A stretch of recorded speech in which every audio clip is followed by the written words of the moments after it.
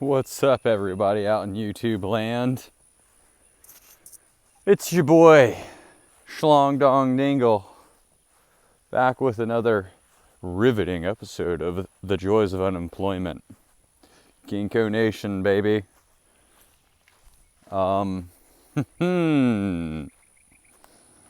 It's funny to think about van life. People making like van build outs, like, hey, check out how to live in a van. If you're up to date on the economy of the Western civilization and the massive disparities in the wealth gap, you probably are aware that van life is a legit thing that you very well may be taking part in involuntarily. The times we are living in are a little bit volatile, and the times they are a-changin', if you will. And there's not much we can do about any of that. I think one of the most poignant videos that I've come across in my deep YouTube rabbit hole times of this time of transition and the unemployment. Dark Age Theorist. He had this video on something. I can't exactly remember the word, but it was basically, you know, the cycle of government, you know, throughout Plato's ideas of the cycling of government, and some of the, I think it was Antiphon or one of those other Greek philosophy guys that, you know, he made some slight critiques, and it really sounded about where we are now. Sure, you know, democracy leads to tyranny, which can loop back into the aristocracy, oligarchy. I can't remember what the other one was, and then it's democracy, you know, tyranny, repeat. So sorry for that terrible explanation, but it's like, yeah, we're probably entering an age of tyranny, corruption.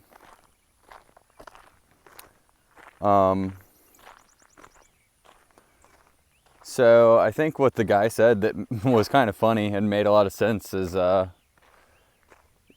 you know, the best quote unquote government, it can be anything. It can be a single ruler. It can be ruled by the mob. It can be ruled by the few. Good government doesn't have to take a particular form. A good government is when everybody's doing well, you know, and there is abundance and enough for all. So I would say our government is doing extremely bad. It's doing very bad. And this could be even the global, you know, society as humans as a whole. We're not doing very well.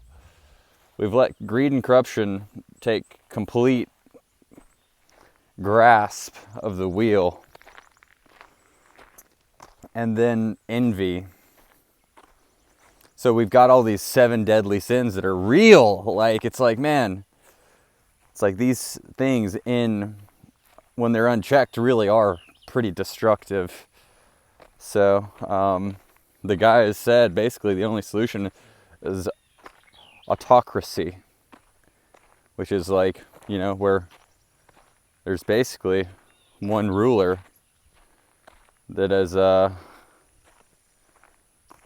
comes to take control, and it doesn't matter what anyone's beliefs, morals, or none of that shit matters to them, to this new autocrat. total control. And I thought that was interesting.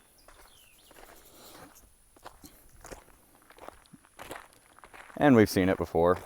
We'll see it again, I'm sure. And that's what he's saying, is that's what's going to be the solution to our problems now, is autocracy.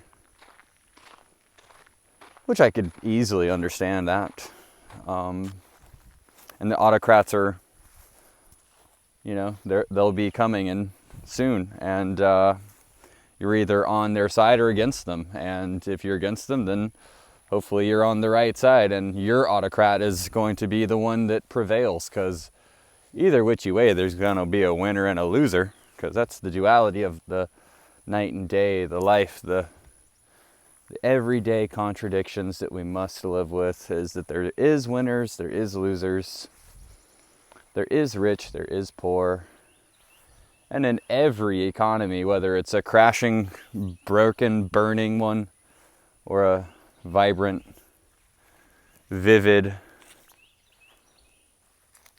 beneficial one, like, some people can always make their way. And some people will always do well just because they're born with ambition and drive and the intelligence and desire to figure it out. Like, they'll always find a way. Where there's a will, there's a way.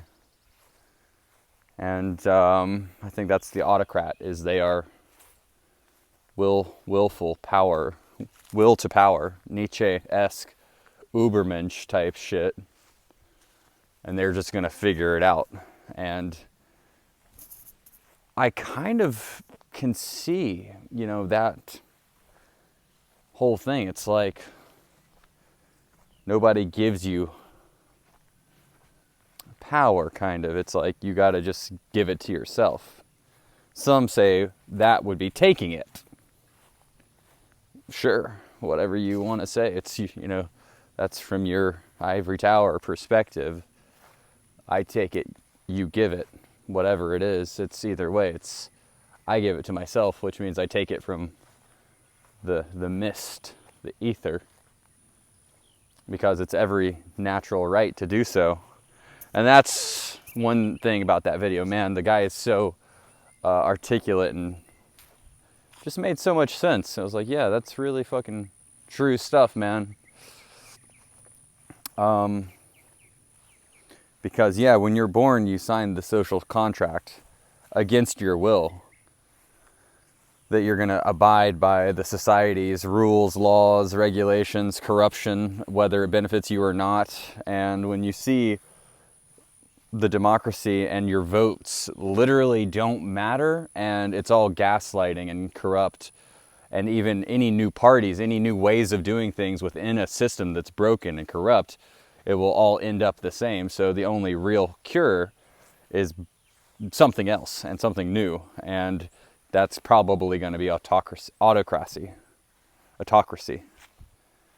And likely not theocracy. That's probably not going to work. And theocracies have never worked. They never work. And if they do happen, they don't last long. But autocracies don't last long either, usually. They're pretty much on a 25 to 50 year lifespan. The lifespan of the individual that rises to the top. So,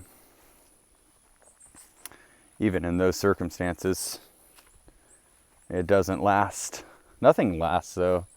I think that's the thing. That's the ultimate takeaway, is everything changes, and things do have inertia, and social things have inertia, which make them impossible to derail without, like, the incoming of other power, you know, other input on the physical, you know, existence. So the guy, I'm just kind of reiterating, or not reiterating, but reanalyzing this guy's breakdown, and it was just so good. I was like, maybe I should do a little video on this shit and share it, because it really does hit home. It's like, yeah, he probably right. Like, the system now is so corrupted and broken that nothing can be done to fix this. It is, but its inertia won't let the systems stop, because even though they failed and everyone knows they failed, it's the inertia of the body. Like we don't have to be doing this anymore.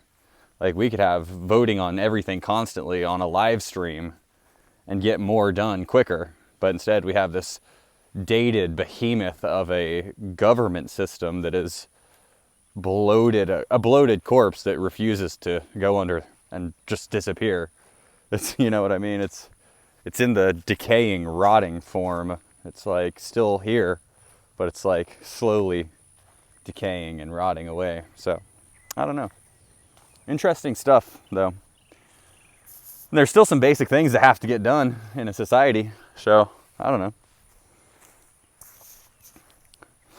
But there's been some other great videos that I've watched lately. Another one was the Uneducated Economists. All jobs suck, even good jobs suck. That's it. Even good jobs suck. Like, I thought that was really amazingly well put. Like, and all of this stuff ties together. Like, the themes across all of this stuff is that things aren't right now. Things aren't going well. Everyone is struggling except these ultra rich people. And people are starting to really not care for, like, the stress is like bubbling over. You know what I mean? Like it's getting to this point where it's going to be like a revolution type thing going on, because it's like the things that people used to be able to like aspire to are no longer achievable. You know, you aspire to have the, especially if you're a male, you aspire to have a family, a wife and kids, and a home that is viable and doable. And when you can't get that by doing what you have been told will work and has worked for, you know, a long time, that's a recipe for some frustration and disappointment and disenchantment, disillusionment. And I am totally feeling like I've been a part of that. Like, hey, you do this, this, and this, you'll get this. And it's like, hey, I've done all that shit, and all I've gotten is the most negative outcome possible. And I'm pretty pissed. So, you know, guys like Millennial Steam and all these different YouTube things that are just guys railing off on how they work to gosh darn death. They have no time to do anything. And they're living in shitty apartments and crappy situations, doing jobs that they hate. So I have a lot of feeling for those type of folks, because it's like, yeah, I've been there. I've gotten to that point where it's like, hey, I'm just going to do whatever the fuck I want. And just stop listening to pretty much anyone else. And if something isn't good, then I'm not going to do it. I'm going to do things that increase my feelings of confidence, my feelings of like control of my own life, and I'm just not going to worry about things that are bullshit like politics. And I watched another great video by this guy named his YouTube channel is Eek Acres, and he was like, you know, life used to be fun. And it's like, yeah, that's exactly what everyone's saying, bro. Exactly. Life used to be good. People weren't worried about every fucking thing. You could have a house and it wasn't a fucking big deal. Like, you know, you could have a car and a family and it wasn't a thing. It was just like, that's normal. And now that's like the exception. Like, you got to be exceptional to get those things.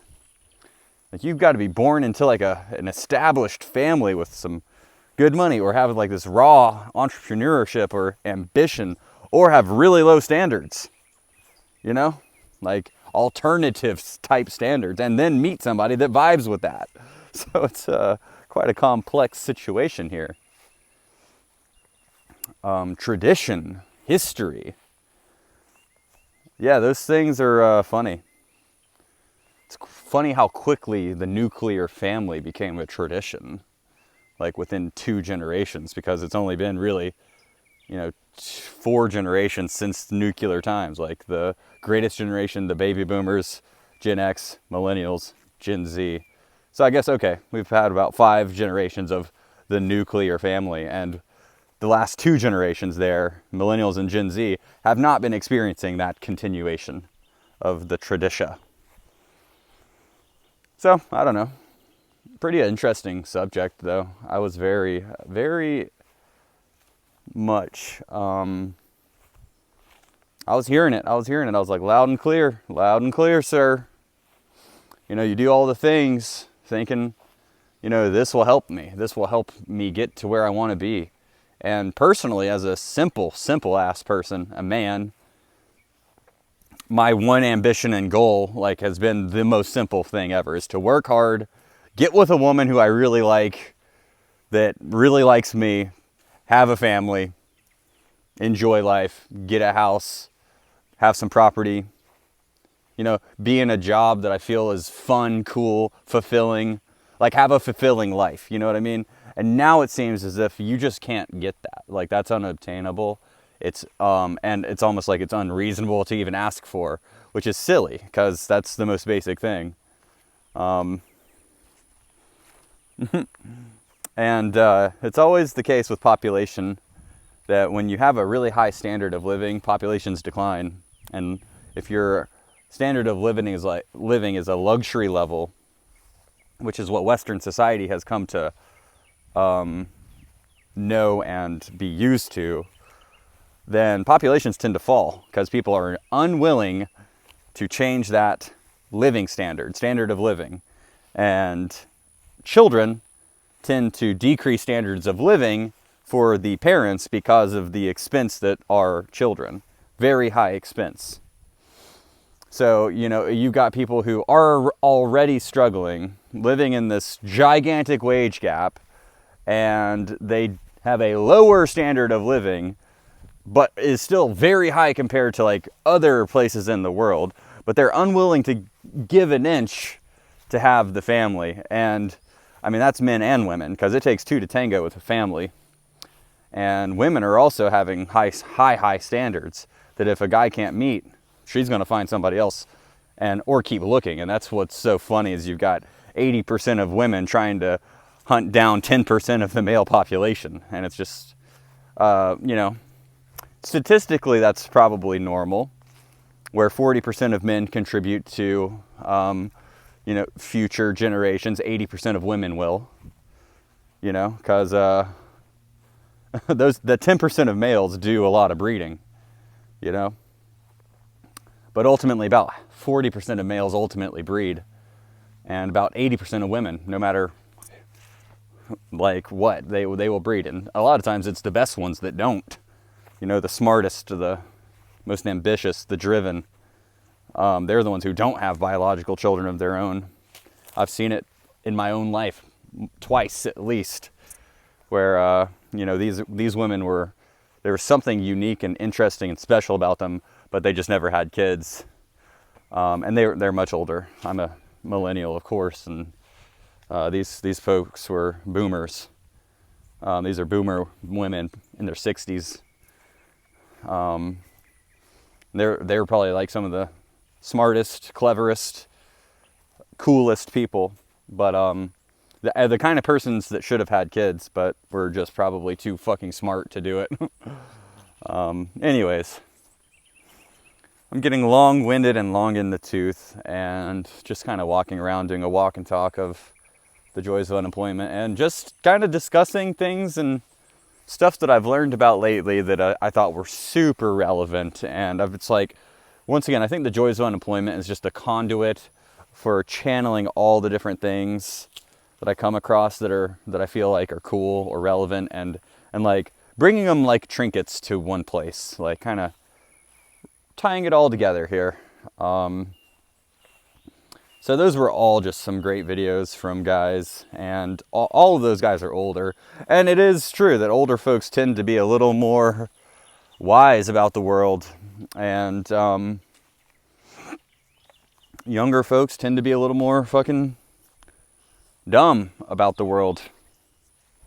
But there's something good in being dumb, and there's something bad about being old and wise, you know, bitter and resistant to change, yet still having the same needs that I don't know. And that's the thing. It's like our current economy is affecting everyone. You know, it's affecting, you know, new kids. It's affecting the birth rates. It's affecting the people who are breeding age, which is, I guess, really like, I mean, biologically it's 13 to, you know, 40 for ladies, but, you know, legally it's 18 to 40, probably 45. I mean, you never know. I'd be a really old lady to have a baby, though. Anyways, any fucking ways. Yeah, just been a long time since I've done a Joys of Unemployment video, and wanted to put one out there just for fun and say that I think I'm going to give myself all the power I need to do whatever I want in life and reject the society. I think that's the key. Like, just stop taking part in this. Follow someone else. Follow someone with some, even if they aren't great ideas, just like better. They don't have to everything doesn't have to be a winner, but anything's better than our current thing. Like, build the inertia behind something else. Don't give up, but realize that our system is like, and everyone knows it. That's the funny thing, is everyone knows our system is broken. Everyone knows that it is over. It's just the inertia is so, you know, strong with this that they can't be, you know, and the system is so fat and large and supports so many people and so many higher up people that it would be very difficult to do it without any strife. And that's the thing, is like, any change, there's always strife, you know. People will lose their lives over it. And it's just like, who's willing to die, you know? No one. Especially when the comforts of modernity and our level of luxury, our standard of living is, even when it's hard, is so much higher than like most places. Because even if you're homeless, you're still eating. You're not dead. Like, our homeless people are doing better than, you know, you can still get clean water. There's lots of resources. Like, sure, there's a lot of drugs and alcohol and addiction on the streets, but there's also totally clean people that can take advantage of a lot of resources, because there are some government things set up to help people, even if they're not the most transparent or good. They are still there. And yeah, I don't know, just thoughts. I'm not saying anything really about like whatever, but I liked the autocrat guy. He's like, I don't care about your victimhood. I don't care what you think. Like, none of that shit matters. Who you are, it doesn't matter. It's like, you're either on my side or getting the edge of the sword and cut out of the way. You know, like, I don't care. Like, it's just like, it gets to that point where that's the kind of shit that's needed. It's like, I'm not playing. It's a joke, but it's also like, you know, what's serious anymore anyway? Like, death comes with life. You know what I mean? If you, like, once again, it's like the social contract. You sign it without realizing that you're signing it, because you're born into it. So when they give you a birth certificate and a social security number, that's your social contract, you know, in the various location of your birth. But life is also an undisclosed contract that you make a pact with when you're born. You didn't ask for it, you didn't choose it, but it chose your consciousness to be here, that has been ripped out of whatever fucking ether you came from, and we all go back to. And you've been given this body, you've been given this mind, you've been given this time, you've been given this space, and it goes for everyone. Everyone gets it. It's always different, but it's all very, very much the same as well. I think I keep going back and forth between the contradictions and the white and blacks and the open and closed and the good and the bad and the good and the evil, pure and evil. I don't even know. All I know is that, yeah, there's some cool, crazy madness to this life and to this world, where this is a beautiful pear tree coming into its own and this summer breeze, all that's going to be over soon and it'll be winter again. So, you know, it's just life. Life is a circle. But anyways, guys, gals, friends, families, y'all take care, enjoy whatever you do. Life is freaking crazy. Bye-bye.